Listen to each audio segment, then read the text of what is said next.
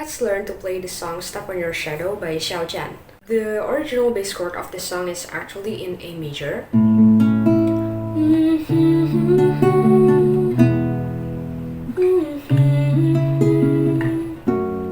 But since it will be a bit difficult, we will change it into G major.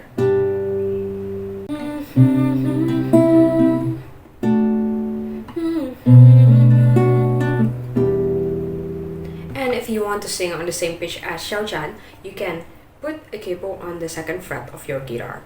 The chords that we need to play this song, the first one would be A minor. We can also use A minor 7 instead. And then we have D major. You can use D7 alternatively.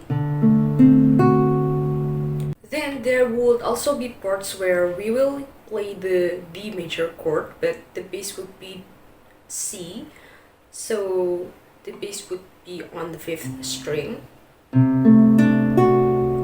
But if you feel like this chord is too tricky, you can just use D major when that part comes. It still sounds okay.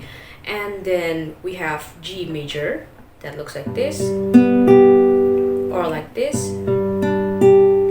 We also have G suspended 4, that looks like this. And we also have G7. Actually, the strictly required chords are the G major and the G7.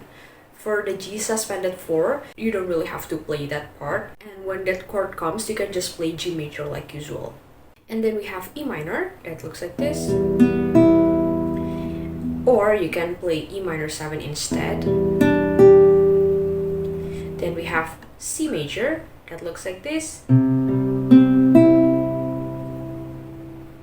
Then we also have C minor. Since we will do plucking for this song, you can just do it like this. This is a lot easier because you don't have to push on a whole fret, but make sure that you don't pluck the 4th string because it will sound like an off note. There are also parts where it would be better to use G as the bass for the C minor. But if it is too difficult, you can just use the C minor. And then we have B minor. But we can play B minor 7 instead, which is easier. Then we have F sharp major, that looks like this. The big F sharp major is like this. But you can also play the smaller F sharp major, which looks like this. To play this song, there are 2 plucking patterns that I would recommend. The first one would be plucking the bass, the 3rd, the 2nd, and then the 1st string together. And then you pluck the 3rd, and then the 2nd, and then the 1st string, and then we pluck them together again.